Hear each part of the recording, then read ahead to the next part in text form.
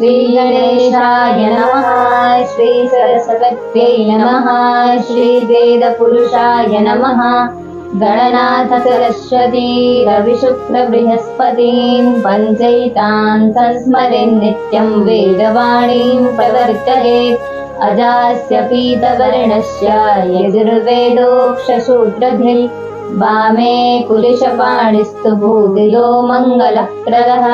वेदः शिवः शिवो वेदो वेदाध्यायी सदाशिवः। तस्मात् सर्वप्रयत्नेन वेदमेव सदा पठेत्। हरिः ॐ मा एकेतोर्जेत्वाबायवस्थदेवो वः सविता प्रार्पयतु श्रेष्ठतमाय कर्मण आप्यायध्वमग्न्या इन्द्राय भागं प्रजावतीरनमीव अयक्ष्मामावस्तेन ईशतमागसद्गुंशो ध्रुवा अस्मिन् गोपतौ स्यात् बह्वी जजमानस्य पशून् पाहि। वसोः पवित्रमसि द्यौरसि पृथिव्यसि मातरिश्वनो घर्मोऽसि विश्वधा असि परमेण धाम्ना दृग्गुंहस्वमाह्वार्माते जज्ञपतिर्वारेखीत। वसोः पवित्रमसि शतधारं वसोः पवित्रमसि सहस्रधारम्। देवस्त्वा सविता पुनातु वसोः पवित्रेण शतधारेण सुत्वा कामधुक्षः। सा विश्वायुः सा विश्वकर्मा सा विश्वधायाः। इन्द्रस्य त्वा भागगुं सोमेनाथनचमे विष्णो हवियगुं रक्ष। अग्ने व्रतपते व्रतञ्चरिष्यामि तच्छकेयन्तन्मे राध्यताम्। इदमहमन्रेतात् सत्यमुपैमि। कस्त्वा जुनक्ति सत्वा जुनक्ति कस्मै त्वा जुनक्ति तस्मै त्वा जुनक्ति। कर्मणे वां वेखाय वाम्। प्रत्युष्टगुं रक्षः प्रत्युष्टा अरातयो निष्कप्तगुं रक्षो निष्कप्ता अरातयः। उर्वन्तरिक्षमन्वेमि धूरसि धूर्वधूर्वन्तन् धूर्वतञ्जोऽस्मान् धूर्वतीतन् धूर्वजं वयन् धूर्वामः। देवानामसि वह्नितमग्गुं सस्नितमं पप्रीतमञ्जुष्टतमं देवहूतमम्। अहृतमसि हविर्धानन्दृग्गुं हसुवमाह्वार्माते जज्ञपतिर्वारेखीत। विष्णुस्त्वा क्रमतामुरुवातायापहतगुं रक्षो जत्सन्तां पञ्च। देवस्य यत्त्वा सवितुः प्रसवेश्विनोर्बाहुभ्यां पूष्णो हस्ताभ्याम्। अग्नयेजुष्टं गृह्णाम्यग्निखोमाभ्यां जुष्टं गृह्णामि। भूतायत्वा नारातायेश्वरभिविख्ये खन्द्रिगुहन्तान्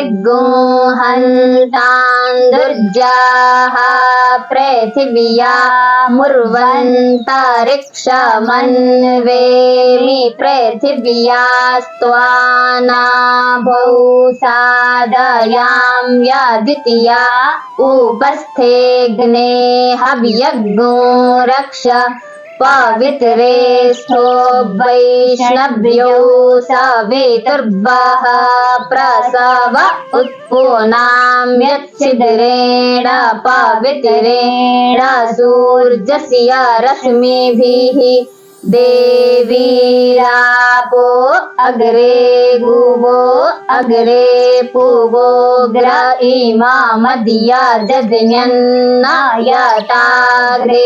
जज्ञापतिग्गो सुधातुं जज्ञापतिं देवयुवम् जुह्मा इन्द्रो वृणीत वृत्रतुर्जेजूयमिन्द्रमवृणीध्वं वृत्रतुर्जे प्रोक्षितास्थ अग्नये त्वा जुष्टं प्रोक्षाम्यग्निखोमाभ्या त्वा जुष्टं प्रोक्षामि दैव्याय कर्मणे सुन्दद्वन्दे वायज्यायै जद्वो शुद्धाः परा जग्नुरेदं वस्तच्छुन्धामि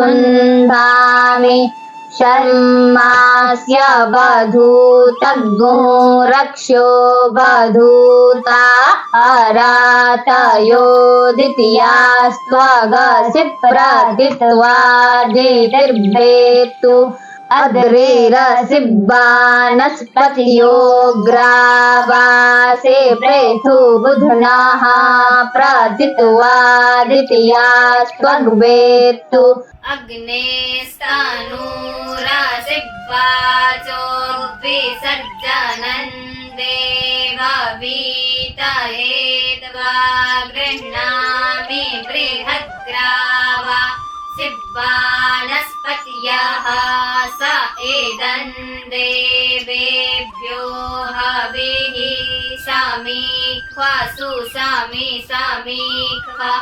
हविक्रेदेहि हविक्रेदेहि कुक्कुटोऽसि मधुजिह्व इखमूर्जमा वदत्वा यावयग्गुं सङ्घातग्गुं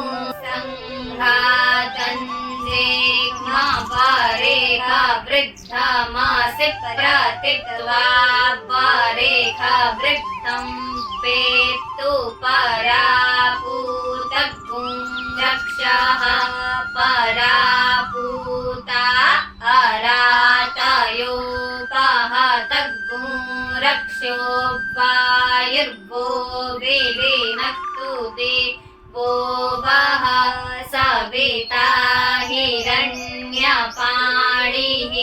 प्रतिगृह्णात्वच्छिद्रेण पाणिना दृष्टिरस्यापाग्ने अग्निमामादञ्जहि निक्रव्यादग्गुं सेधा देवाय जम्बः ध्रुवमासि पृथिवीन्द्रिग्गुं ब्रह्म वनित्वा क्षतरावनि सजातवन्युपदधामि भ्रातृव्यस्य वधाय अग्ने ब्रह्म गृह्णीक्वाधारुणामस्यन्तरिक्षन् त्रिग्गुंहा ब्रह्म वनित्वा क्षतरावनि सजातवन्युपदधामि भ्रातृव्यस्य वधाय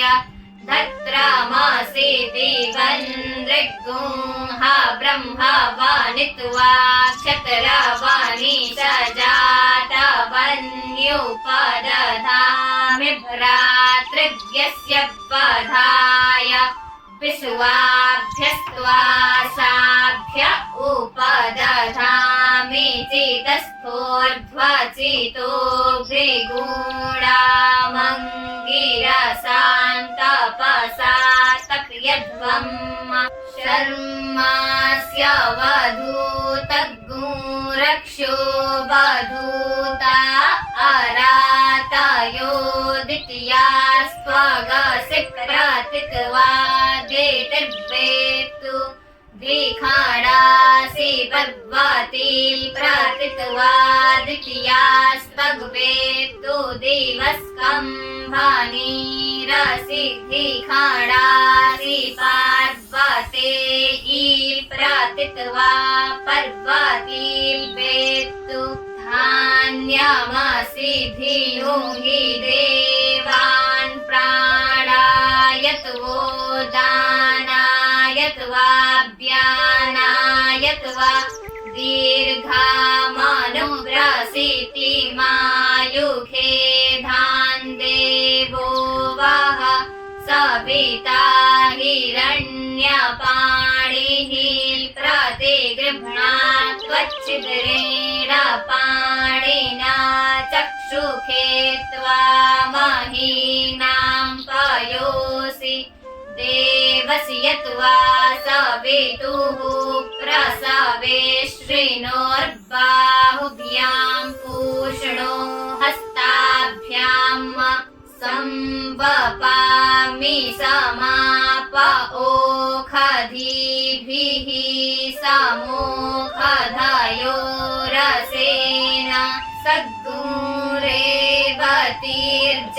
सद्गुरेवतीर्जगतीभिः पृच्छन्तागुंसं मधुमतिर्मधुमतीभिः पृच्छन्ताम् अनायत्यै त्वा सञ्जौमीदमग्नेरिदमग्नीको मायो रेखे त्वा घर्मोऽसि विश्वायुरुप्रथा उरुप्रथसवोरुते जज्ञापतिः प्रथतामग्निष्टे त्वचं माहिगुंसि देवस्त्वा सविता श्रापयतु वरेखिष्टे धीनाके माधेर्मा संविक्था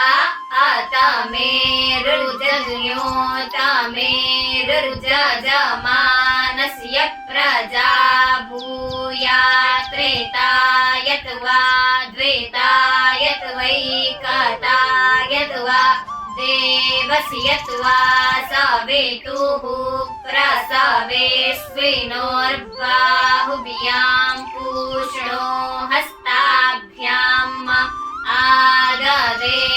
आददेध्वरकृतं देवेभ्य इन्द्रस्य बाहुरसि दक्षिणः सहस्रवृष्टिः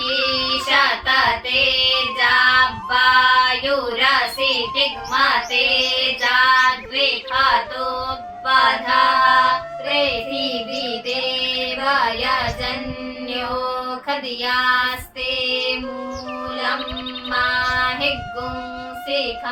व्रजं गच्छ गोष्ठानं वरेखतु ते द्यौर्वधान देव सवितः परमस्यां पृथिव्या पुंसतेन पार्शैर्ज्योत्स्मान् द्वेष्टि च वयन् द्विक्मस्तमतो मामौक अपाररुं पृथिव्यै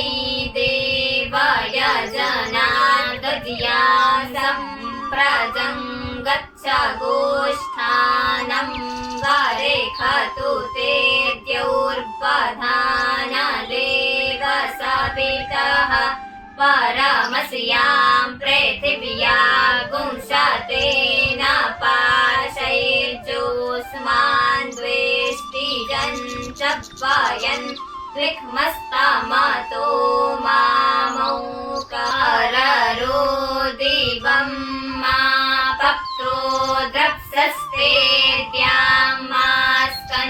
व्रजं गच्छ गोष्ठानं वरेखतु ते द्यौर्वधान देव सवितः परमस्यां पृथिव्या गुंसतेन पार्शैर्जोऽस्मान् द्वेष्टि जञ्चव्वयन् द्विक्मस्तमातो मामौक गायत्रेण त्वाच्छन्दसा परिगृह्णामितरैष्टुभेन त्वाच्छन्दसा परिगृह्णामि जागतेन त्वाच्छन्दसा परिगृह्णामि सूक्ष्मा चासि शिवा चासि शियोना चासि सुखदा चास्यूर्जस्वती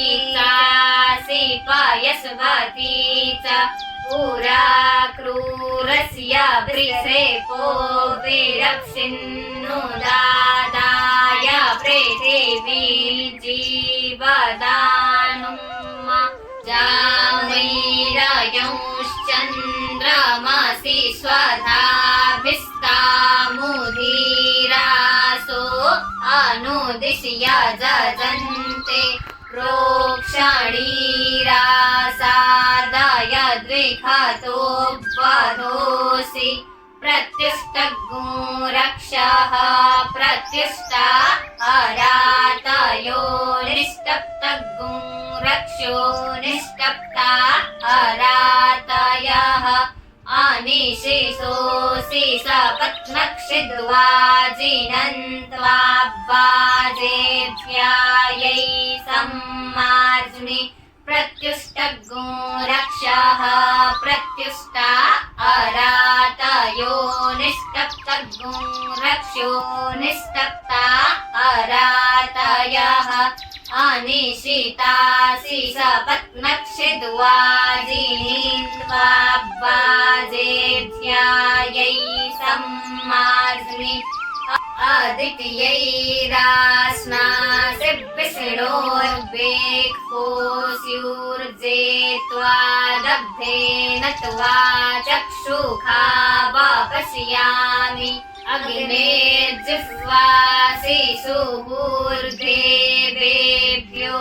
धाम्ने धाम्ने मे भव जजुखे यजुखे सवितस्त्वा प्रसव उत्पुनां यच्छिद्रेण पवित्रेण सूर्यस्य रश्मिभिः सवितर्वः प्रसव उत्पुनां यच्छिद्रेण पवित्रेण सूर्यस्य रश्मिभिः सवितर्वः प्रसव उत्पुनां यच्छिद्रेण पवित्रेण सूर्यस्य रश्मिभिः तेजोषि शुक्रमसि अमृतमसि धामनामासि प्रियन् देवानामनादृष्टन्